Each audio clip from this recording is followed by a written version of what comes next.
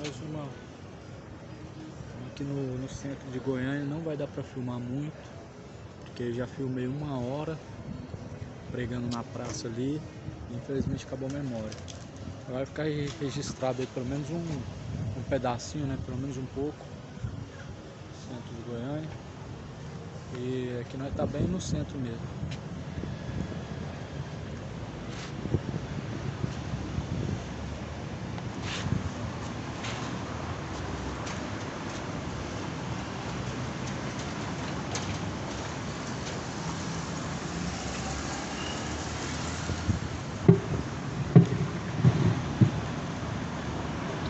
Muito bom dia a todos vocês. Que a paz do Senhor Jesus seja na sua vida. Deus abençoa cada um em nome de Jesus Cristo. Jesus, ele deixou uma ordem para a sua igreja pregar o Evangelho. Marcos 16:15, ide por todo mundo e pregar o Evangelho a toda a criatura. A toda. Os que crerem e forem batizados serão salvos, mas aos que não crerem serão condenados. Em Mateus 24, versículo 14, quando o Evangelho do Reino for pregado em todos os confins da terra, em seguida virá o fim. Por isso que Jesus ordenou que pregasse o Evangelho a toda criatura. Porque em seguida, quando o Evangelho for conhecido por todos saber da existência de Deus, aí sim, o mundo já está preparado para receber o fim. Sei que nem todos creem que Jesus ressuscitou dentre os mortos, que Deus está sentado no seu grande trono. Sei que há quem ainda questione se existe ou não a Deus, mas a palavra de Deus diz que toda a criação foi criada pela palavra de Deus, como está escrito em Gênesis capítulo 1. Em Romanos capítulo 1 a Bíblia diz que toda a criação ela relata, ela reflete a imagem de Deus. Provérbios capítulo 28, versículo 13. O que encobre as suas transgressões nunca prosperará, mas o que as confessa e deixa alcançará misericórdia. Bem-aventurado o homem que continuamente teme, mas o que endurece o seu coração virá cair no mal.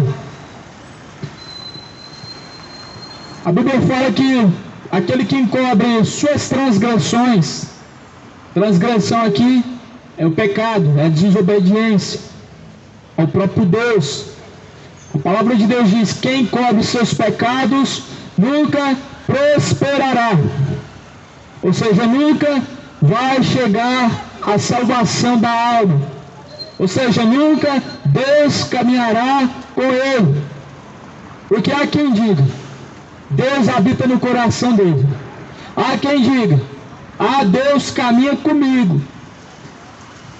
Meu amigo, uma coisa garantida é: Deus ele caminha com quem anda na vontade dele. Isaías 59, versículo 2. Aqui está escrito algo que vai te fazer você entender se Deus está caminhando com você ou não. Isaías 59, 49,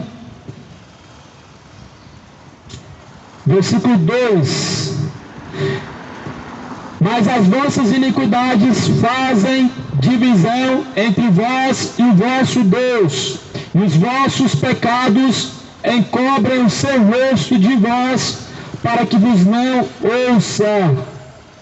Porque as suas mãos estão cheias e contaminadas de pecado, os vossos dedos de iniquidade, os vossos lábios falam falsamente, e a vossa língua pronuncia perversamente. Então Isaías 59 diz que os nossos pecados nos separam da presença de Deus.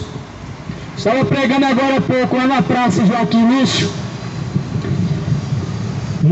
Um certo homem falou para mim: Deus caminha comigo, porque eu estou aqui na cachaça, até hoje eu estou vivo, os meus amigos já morreram, eu ainda estou de pé. A Bíblia fala em Lamentações que a misericórdia de Deus, ela é grande, e a cada manhã ela se renova, e a causa de nós permanecermos vivos é a misericórdia de Deus. Não é porque Deus caminha comigo, porque a Bíblia está falando que a minha iniquidade separa eu de Deus. Ou seja, o caminho errante que o ser humano trilha faz ele estar separado, porque a Bíblia fala: todos pecaram, destituídos estão, separados estão da presença de Deus. E aqui nessa palavra, Isaías 59:2, a Bíblia diz que nós estamos separados de Deus ao ponto de Deus não nos ouvir, ao ponto de Deus não conseguir ouvir o nosso clamor. Então, se estamos de pé, não é porque Deus caminha conosco, não é porque Deus, quando eu estou lá no bar, não é porque Deus está lá, não, porque Deus, Ele é luz, nele não há trevas, Deus é sóbrio e Ele não caminha na embriaguez.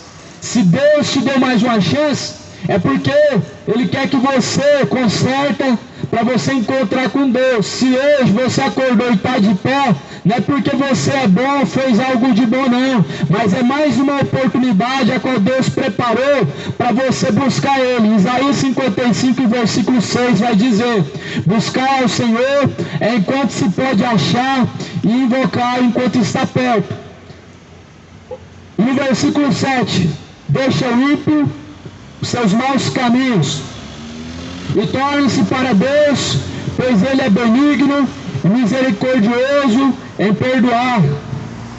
Então, se Deus, todavia, Ele aborrece o mal, não tem como praticar o mal e Deus caminhar comigo.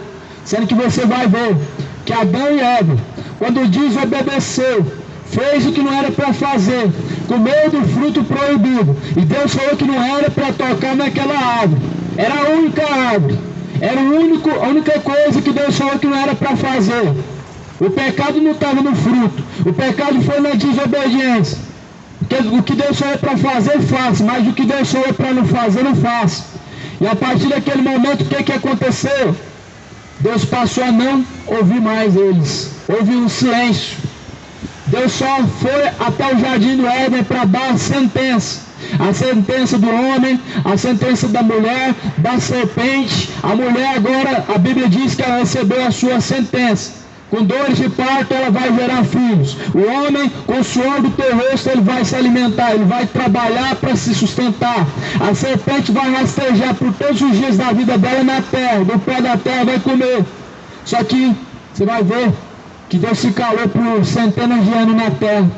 Deus só voltou a falar com o homem quando Caim, amém, quando Caim e Abel apresentaram o sacrifício de Abel fez com que Deus voltasse a falar com o homem novamente. Deus, ele se calou quando o homem pecou. Enquanto você permanecer no pecado, seja a orgia, seja a bebedice, a cachaça, seja a droga, a prostituição, seja a sua idolatria a santo fulano de tal, a time de futebol, a presidente, enquanto você permanece no erro, você está separado da presença de Deus. E se está de pé não é porque Deus caminha com você não, se está de pé é porque a misericórdia de Deus se renova a cada manhã, te dando mais uma chance para você se arrepender, para você se voltar para o caminho do Senhor, como está escrito em Isaías 55, versículo 7. Torne-se para Deus, pois Ele é benigno e misericordioso em perdoar. Ezequiel 33, 11. Diz-lhes: vivo eu, diz o Senhor Jeová, que não tenho prazer na morte do ímpio, mas antes em que o ímpio se converta do seu caminho e viva. Convertei-vos dos vossos maus caminhos, pois por que razão morrereis, ó casa de Israel? Que Deus estava direcionando a Israel, e nessa manhã a palavra está sendo direcionada a você. A palavra não muda. As gerações mudam, o mundo se corrompe. Mas a mesma palavra que foi pregada para um povo, ela sai para o povo de hoje e assim por diante, até a consumação dos séculos. Deus falou o quê? Vivo eu, não tenho prazer na morte do ímpio, ou seja, na morte do que está afastado do caminho de Deus. Deus não tem prazer na morte do alcoólatra, do viciado em droga, assim também como Deus não tem prazer naquele que mata, daquele que tira a vida do próximo, do assassino. Deus não tem prazer na morte do ímpio. Mas qual que é o prazer? A Bíblia diz, antes em que se converta. E aqui nesse mesmo versículo, Ezequiel 33:11, ele está clamando, convertei-vos dos vossos maus caminhos. Isso é conversão. Há quem diga, eu tenho uma religião. Quem falou para você que você converteu? Eu sou católico até a morte, até morrer. Quem falou para você que isso te converteu? Quem falou para você que religião é conversão? A Bíblia está falando que a conversão é deixar os maus caminhos. A conversão, todavia, ela é uma mudança de estado, das trevas para a luz, da mentira para a verdade, da embriaguez para a sobriedade, da profanação para a santificação, do caminho largo para o caminho estreito. Isso é conversão, meu amigo. É deixar o mundo, é deixar o diabo, e adorar a Cristo, e servir a Cristo, e seguir o caminho de Cristo. Aonde que Jesus mandou seguir uma religião? Essa é uma pergunta muito grande que eu faço sempre, porque eu sou leitor da Bíblia. Eu não sou seguidor de religião. Eu sou cristão, sirvo o Cristo vivo que ressuscitou dentre os mortos, aquele que diz, antes que Abraão existisse, eu sou, aquele que consumou tudo na cruz. É esse Cristo, o Cristo vivo, o Cristo da Bíblia, que eu creio. Não o Cristo da religião, porque segundo o Espiritismo, Jesus é um espírito evoluído. Segundo o catolicismo, sempre a memória é de Jesus crucificado, ou então o menino Jesus. Mas segundo a Bíblia Sagrada, Jesus é o próprio Deus, Jesus é o próprio Senhor, é o próprio Salvador, Ele é Deus conosco, Ele é Emmanuel, e Ele existia antes da fundação dos séculos. É esse Jesus que você precisa crer, é esse Jesus que nós temos que buscar. E a salvação não consiste em ser bom, não consiste em ter religião, mas a salvação está aqui, completamente na palavra. Em João 8:31, se vós permanecerdes na minha palavra, verdadeiramente sereis os meus discípulos. Se você e eu estivermos na palavra do Senhor Jesus Cristo, nós somos discípulos de Cristo. O que é um discípulo? O discípulo é seguidor de Cristo.